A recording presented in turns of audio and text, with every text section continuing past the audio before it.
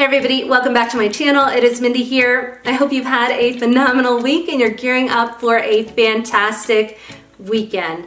If you're returning here, thank you so much. I do appreciate your support and I love the interaction with you. And if you're new, please consider subscribing. I would love to have you here. So today I'm going to talk about something slightly controversial, and that is dupe clone houses. I have about 4 fragrances that I'm going to go through here that I really do truly enjoy, and I'm going to compare them to the original fragrance. So why is this controversial? Everyone knows it takes a ton of artistry to design some of these amazing fragrances that we know and love, but at the same time they come at a very high price point. In some cases, like a Tom Ford Lost Cherry 100 ml, they can cost upwards of $475, which is not accessible to a lot of people. So clone houses have come out and solved that problem and made fragrances more accessible to people who don't want to or can't drop some of those very high price points for fragrance. And so in some cases, the dupe or the clone is very equivalent to the original. In some cases, it's perceived to be better. And in other cases, it comes nowhere near. So today I'm going to talk about dupes and clones that I really enjoy, that I like. So if that interests you, please go ahead and stay tuned.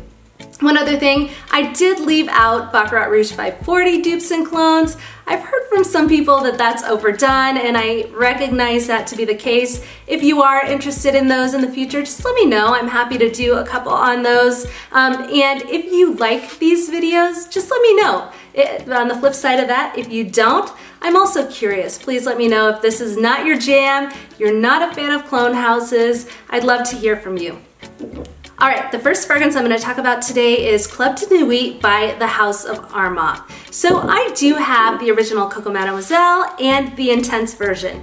And the first fragrance that I bought from this house was the original Coco Mademoiselle. I actually take that back. The first fragrance that I bought from the House of Chanel was this Phony Baloney Coco Mademoiselle. This is a fake fragrance. I learned the hard way that the price point was just a little too good off eBay when I bought this, and this was very early on in my fragrance journey. I'm actually glad I learned this lesson early on. I learned it the hard way, but there are many fakes out there, and if it seems too good to be true, it probably is. A quick note, the way you know this is fake is the tubing, for lack of a better word, is very visible here, whereas the true Coco Mademoiselle, it's very hard to see in there. And the other thing I'd say is this little Chanel symbol right here is not dead on in the middle, whereas with the real fragrance it is. So just a quick call out there. This was the first that I bought. A huge regret of mine, but it is what it is. I bought that fragrance on accident and someone called me out on it and I learned early on. So anyways, long story short, the first true fragrance that I bought from Chanel was the Intense version, and I love this fragrance. I smelled it on somebody else once, and it has become one of my very favorite fragrances of all time. Now that being said, I was curious about the original Coco Mademoiselle, and I wasn't ready to get it yet. Last year, there was a lot of talk about Club de Nuit on Fragrantica. At least I was seeing it come up constantly. It made me really curious, like, is this a better version of Coco Mademoiselle? Is it equivalent? What's this fragrance all about? So I did buy it, and I bought it at a very affordable, reasonable price point. And I'll tell you, right off the bat, I loved this fragrance. It gave me a little bit of what I love from the Coco Mademoiselle Intense line, and at that point I hadn't had the original Coco Mademoiselle to really know the difference, but I was wearing this quite a bit last summer. It was kind of a go-to for me. I really enjoyed the sort of sharpness that you get from the fragrance, but it is clean, it's classy, there's some sophistication that comes from this fragrance, it's very work appropriate, and I really did enjoy it from early on. Of course, as my fragrance journey continued, I definitely became more and more curious about the original Coco Mademoiselle by Chanel, and that made me want to buy the original and do a little bit of comparing and contrasting between the two. I'll start off by saying they are very, very similar fragrances. And early on when I had pulled this into my collection, I did for a period of time still have a fairly strong preference for Club de Nuit. Now that's changed a little bit over time and I'm almost reaching for them about the same amount. That being said, I wore them side by side and I just wanted to share just a couple things with you that I found. Now right off the bat, I did pick up some differences at the initial spray of both of these fragrances in my side-by-side comparison. What I found was that Club de Nuit was slightly more citrusy, maybe just a little bit more vanillic to me. It had that tingly feeling in my nose where I almost sneezed, and I get that from here as well. I found Coco Mademoiselle just to be slightly sweeter and maybe a little bit more soapy. Now I don't find this to be a soapy fragrance per se, but when I was pressing my nose to my hand and trying to explore the differences, I did feel that I was getting a little bit more of that soapy feel from Coco Mademoiselle. Now on the dry down is where they get much more similar in their scent profile. Once they dry down on the skin, I did find that Coco Mademoiselle was slightly brighter and that Club de Nuit had more of a patchouli vibe to it. It was almost like Club de Nuit was sort of more salty, whereas Coco Mademoiselle was a little bit more sweet. And I don't think that this fragrance is salty and sweet. I don't know that's the right way to think of it, but that's sort of how I was feeling. They just had ever so slight different nuances when I was smelling them side by side. To be honest with you, I might have the very slightest preference towards Coco Mademoiselle at this point. They are very close to me, and I think they're excellent fragrances. You know, when I dig into Fragrantica a little bit, it seems like other people feel that same way, that Club de Nuit is a solid fragrance. This gets rated around 4.22 in terms of the overall rating on Fragrantica, whereas Coco Mademoiselle is rated 4.15. So a slight difference, but this is actually rated higher. That tells me that people are accepting of this fragrance, sort of like I was at first. I truly bought this just because I was curious. I think they're both incredible fragrances, and roughly 186 people rank this to be similar or reminds them to Coco Mademoiselle, whereas around 33 people downvoted that. So take it as you will. They are very close to me. They're both fantastic fragrances. There are very few differences between the two, and I think anyone who wanted to save a little bit of money would probably be happy with this fragrance if you like this scent profile. Again, that is Club de Nuit by Armaf and Coco Mademoiselle by Chanel. Okay guys, the next fragrance that I want to talk about today, I've touched on briefly before, is Taste of Kiss by La Rive. And just like the original La Nuit Trésor, this is sweet. It's kind of a seductive fragrance. It has praline, caramel, patchouli, vanilla. The original has incense, and I think the Taste of Kiss does as well. And it's done beautifully. In both of the fragrances, they're stunning. In both of these, there's a little bit of fruitiness there. But what I like is the sweetness and the depth that you get from some of those gourmandish notes, and I find both of them to be beautiful fragrances. Now, in comparing the two, I think that Taste of Kiss is close enough that I don't know if I would repurchase this.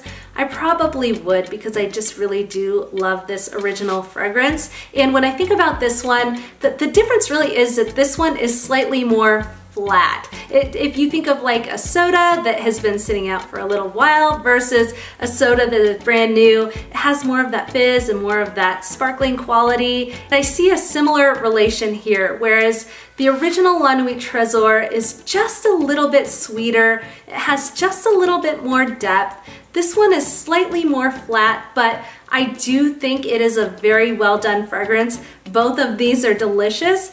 Both of them seem to have strong projection, strong longevity. So I do think if you're looking to save a little bit of money, this is a very affordable option. I've seen it on Amazon. I think that's where I picked it up. And this is one that I think a lot of people would like. So if you're looking for something along those lines and you want to try out that profile before you pay Lancome prices, I do recommend Taste of Kiss by La Rive. and this is La Nuit Trésor Lancôme, the original. The next fragrances I wanted to compare is Fleur de Femme, another La Rive fragrance, to Poison Girl by Dior, and I actually have the EDT here. Now the first thing that I'll say is I bought this before I ever tried or explored Poison Girl, and again this is the EDT, and I love this fragrance, I do. This is one I reach for quite frequently. I actually may prefer this to the original Hypnotic Poison. Whereas Hypnotic Poison is kind of a night fragrance, maybe a little bit more seductive. This is just sweet and easygoing. I like that about it. Whereas Poison Girl, this is the EDT, I sprayed it on my skin and I liked it, but the initial blast has something that I don't like. It's like paint thinner. Paint has some sort of strong, overpowering, alcoholic type scent, but that does dissipate. So if that scares you, don't let it. It does go away, it does dissipate, but it was a little difficult to accept at first because it was a lot. When I think about the initial spray of both of these fragrances, when I compared them side by side, I did have a strong preference for the La Rive Fleur de Femme, simply because I wasn't picking up on that alcoholic nuance that I got with Poison Girl, but again, it does dissipate, and so that didn't stick with me. Upon the dry down, I find them both to be gorgeous, gorgeous, gorgeous. So much so that there is a piece of me that is interested in buying the Poison Girl EDT.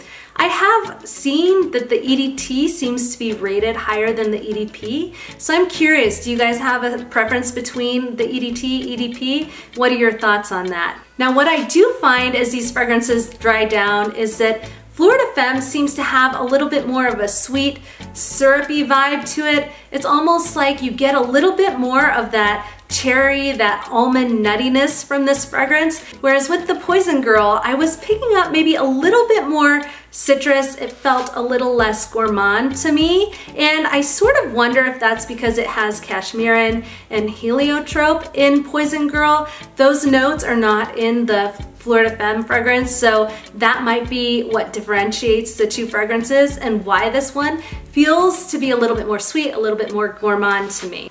Ultimately, I think these are fairly close in nature. There are definitely subtle differences that I'm picking up. They seem to be fairly minimal. I do have a little bit of a preference towards this fragrance as it stands now, and part of that is simply coming down to projection and longevity. To my nose, this stands out a little bit more, and for that reason, I'm gonna stick with this one. Maybe at some point I will pull Poison Girl into my collection, but for now, this is meeting the needs that I have, and I think it's a lovely fragrance. Again, that is Fleur de Femme by La Rive, and this is Poison Girl EDT.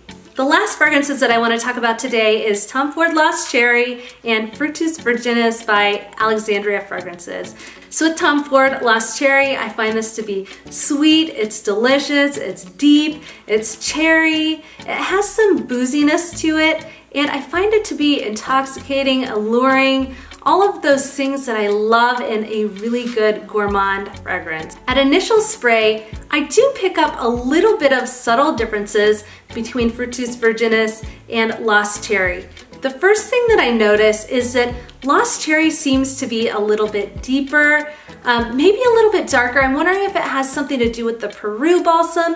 It's just a subtle scent of almost like an incensey vibe, very, very subtle. But it's a little bit more deep than what I pick up from Fructus Virginis from Alexandria Fragrances, which seems to be a little bit more sweet, maybe even more sour than the Tom Ford fragrance. Like many other fragrances, comparing them side by side, this is an example where they smell different at the initial spritz, but as the fragrance starts to dry down, they become very, very similar to my nose. Well, I seem to notice that the Fructus Virginis seems to be a little bit more sour, a little bit more sweet at that initial spray. It does deepen up and it starts to develop into that more dark cherry, that booziness that I really love from Tom Ford Lost Cherry. In the deeper dry down of both of these fragrances, I notice that they become harder and harder to differentiate between the two. They're harder and harder to tell apart. Look, I have gone back and forth so many times over the past couple of weeks on which of these fragrances to buy. I immediately thought, the first day I tried it, I had to have the Tom Ford Lost Cherry. I loved it. It's delicious. It's gourmandish. The cherry is incredible in this fragrance. I was convinced I had to have it. Then when I tried Fructus Virginis by Alexandria Fragrances, I did really like the opening. I liked that sour cherry I was picking up, and they become very, very similar on the dry down. So I thought, why not just buy the Dupe House? And then fast forward to yesterday, where I saw Sheree Lewis's video on Tom Ford Lost Cherry, and I think I'm more confused than ever before. So what Sheree shared was that she followed someone else's video who talked about the cosmetic store. Apparently this is a place that you can buy Tom Ford fragrances at a very discounted price, and you can pick them up or they will ship them to you. So I thought, my goodness, this is way too good to be true. So I fact checked. I had to know for myself. I called a local cosmetics store. It's actually down in Denver, and they do have Tom Ford Lost Cherry. They have the 100 ml in stock. It is at a 50% discount. So out the door, you will be paying exactly what she said in her video, I think around $230, and I'm just shook. This is incredible to me, and now, like I said, I'm just confused. What do I do? What have you guys done in this situation? Have you paid, 75% less on the Alexandria Fragrances line, or have you paid for the Tom Ford Lost Cherry? Now, for me, I track my fragrances in a spreadsheet. I like to see how my opinions evolve over time. I like to have all of the notes in one place. So I did document the pros and cons of getting the original Tom Ford Lost Cherry. So okay, pros for buying the original Tom Ford Lost Cherry. First, you have the bottle, you have the authentic fragrance. You're saying to the creator, thank you, this is a great fragrance.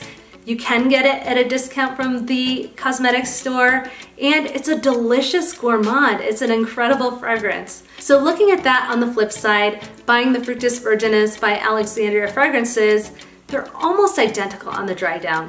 I know some people say they're very different. To my nose, they're not. They're really quite similar, and I'm completely content with the clone fragrance. And the other thing I like about Alexandria Fragrances is if you do buy from their website, then you can get a couple samples for free, which I enjoy, and I'm really scoping out Angel's Share recently. I want to know if I need to buy a full bottle of that or if there is a dupe or clone that I might like more. They do have one called Brooklyn Fragrance Lover that is also very popular, so I'm curious about that one. And the last thing I'll say, I wear fragrance for myself. I completely wear fragrance for myself, but sometimes there is a bonus that comes along with wearing fragrance and other people enjoy it. When I had these on side by side, my husband did say he preferred the Alexandria Fragrances side. I don't know if he was just trying to get me off his back and stop asking, but that is the side that he preferred, and so that did weigh on my mind a little bit. Maybe that is the better fragrance. I don't know. You guys let me know what you think. I'm interested to hear your thoughts. All right, guys, thank you so much for watching. As always, I appreciate you guys so much. I hope you have a phenomenal weekend. I hope you have a lot to be grateful and thankful for. And until next time, I'll see you soon.